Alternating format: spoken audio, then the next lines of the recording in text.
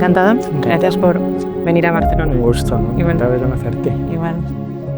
Ahora, te quería preguntar un poco cómo son tus inicios en esta profesión. ¿Vienes de una familia De médico. de médicos o...?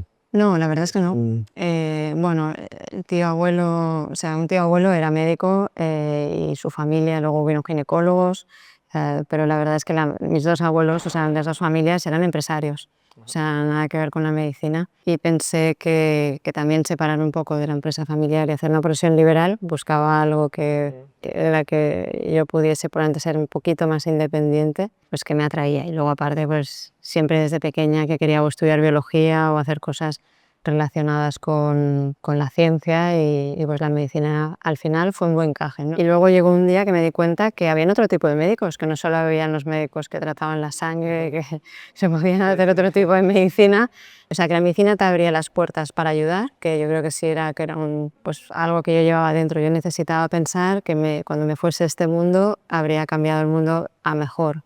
¿Y eso también te dirigía hacia tu especialización, hacia la búsqueda de qué elemento podía ser más interesante? Yo creo que me encantan los desafíos, los retos y el cerebro me parece mágico y me parecía exacto. También lo más científico, yo comentaba que la ciencia y la biología ya me gustaban un poco, entonces hacer esta faceta de médico investigadora, que es la que he acabado haciendo, yo creo que sí que la llevaba un poquito ya dentro, que quería un poco descubrir cosas.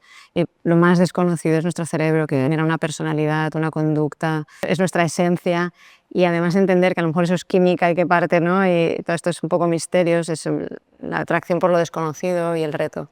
Y el reto, digamos, de empezar a dirigirte hacia el dolor, digamos, del cerebro, el dolor de cabeza. ¿Cómo fue un poco la historia? Pues empiezas en neurología, empiezas a descubrir que hay muchas súper especialidades y todo te gusta, ¿eh? O sea, yo me hubiera podido dedicar a todo, no es que realmente viese que una cosa me gustaba más que la otra. Sí que rápidamente, porque en neurología hay dos grandes facetas, que hay neurólogos que se dedican al cerebro y otros que se dedican a lo que llamamos el sistema nervioso periférico. Y yo sí que siempre me sentí muy atraída por entender esta caja un poco mágica, ¿no? que me parecía más compleja. Empecé la residencia, estudié en el Hospital Clínic, en la Universidad de Barcelona, entonces sí que me fui dando cuenta y probablemente tiene que ver algo con mi forma, mi personalidad. Yo quiero abrir camino y hacer algo diferente.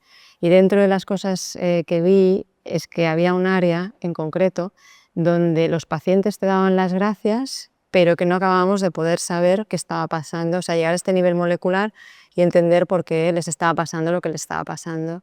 Y abrir, ya digo que no tengo como miedo de ser la primera que va a abrir un campo que casi no se hacía nada. Y esto era la migraña, ¿no? Y entonces volví un poco aquí al Vallebrón a acabar la residencia y durante el último año pedí la beca a la Caixa. Y me permitió pues, irme a preparar científicamente para poder liderar, ¿no? proyectos de investigación que intentaran descubrir qué es lo que estaba pasando en el cerebro de las personas que tenían migraña. Sí, ¿En qué momento estáis de desarrollo del proyecto de tu...? Nosotros ahora tenemos un centro que es un poco lo que dije que haría, que es bastante multidisciplinar. Intentamos que sea, si quieres para una palabra, holístico, que al final es intentar comprender la migraña desde todos los puntos de vista. Y estoy contenta porque estamos haciendo lo que tocaba, que es también aquí tener en España pues, modelos preclínicos de migraña. Entonces tenemos este aspecto. Luego tenemos todo el aspecto que nosotros llamamos en medicina o en investigación translacional. Significa desde el ser humano estudio trozos, ¿no? Ya sea hacemos neuroimagen, hacemos estudios moleculares y vamos entendiendo pues, piezas de este puzzle y luego tenemos toda la parte clínica, que es la parte más terapéutica, más de entender pues, si un fármaco no funciona y demás. Cuando te entrevistaste para la ayuda de la Caixa, dicen que ya dijiste que uno de tus sueños pasaba por Sí. crear una unidad de esto. ¿Lo tenías en ese momento tan claro? ¿Te acuerdas de ese...? Sí, me acuerdo. Me acuerdo porque cuando hice la residencia la neurología estaba empezando un poquito a despegar. Empezábamos a tener ciertos tratamientos y fármacos, pero un poquito poca cosa. Pero sí que veía que la manera de poder hacer ciencia y medicina de manera excelente, o sea, llegar a la excelencia, pasaba por una súper especialización en la que pudiésemos unir conocimiento diverso, o sea, un poco multidisciplinar, tanto de la ciencia, biólogos, físicos, hoy en día pues informáticos, y luego pues por supuesto médicos, pero no solo neurólogos incluso. Y yo entendía que si quería dar un paso diferencial, la única manera era crear una unidad multidisciplinar, que el médico solo, él solo contigo mismo, atendiendo un paciente tras otro, no acababa generando el impacto que yo me había propuesto casi desde pequeña tener. ¿Es una beca difícil? O sea, es una beca que te que exige, digamos, para presentarla, te exige hacer algún tipo, aparte de, obviamente, de presentarte. A mí me quedaba claro que para poder, como te comentaba, pues desarrollarme profesionalmente tenía que convertirme en científica y que eso pasaba en aquel momento sí o sí, prácticamente casi no tenías opción que no irte a Estados Unidos. Y entonces, claro, financiar esto no es fácil. Y yo desde muy joven, o sea, yo te puedo decir que ya durante la carrera pensé yo un día pediré la beca a la Caixa, porque sabía que era casi prácticamente, siendo español, la única opción, o hay muy pocas que sea una beca tan generosa que te permita realmente estar tiempo suficiente para formarte fuera.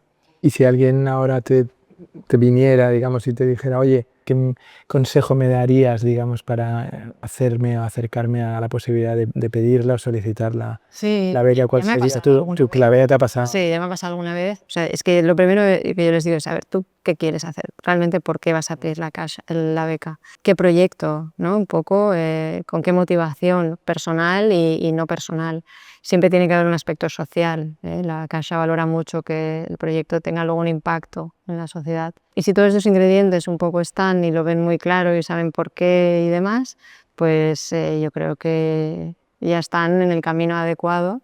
Y luego sí que el punto de la redacción, escribir ayudas a la investigación en general, supone también ser un poco escritor. Es un lenguaje y es una tipología de escritura muy concreta, pero que al final la tienes que dominar. Tienes que dar a leer tu redacción a varias personas que te den feedback y luego explícame tu proyecto en un minuto. O sea, yo tengo que entender realmente lo que vas a hacer, tengo que ver que estás convencido, que estás motivado y que todo tu entorno también te está apoyando para que tú vayas. Y luego es una beca que yo no conozco, pero que tiene, digamos, un cierto ámbito también colectivo, o sea, que os conocéis, ¿no? Algunos de los... Yo siempre digo que eres becario para siempre.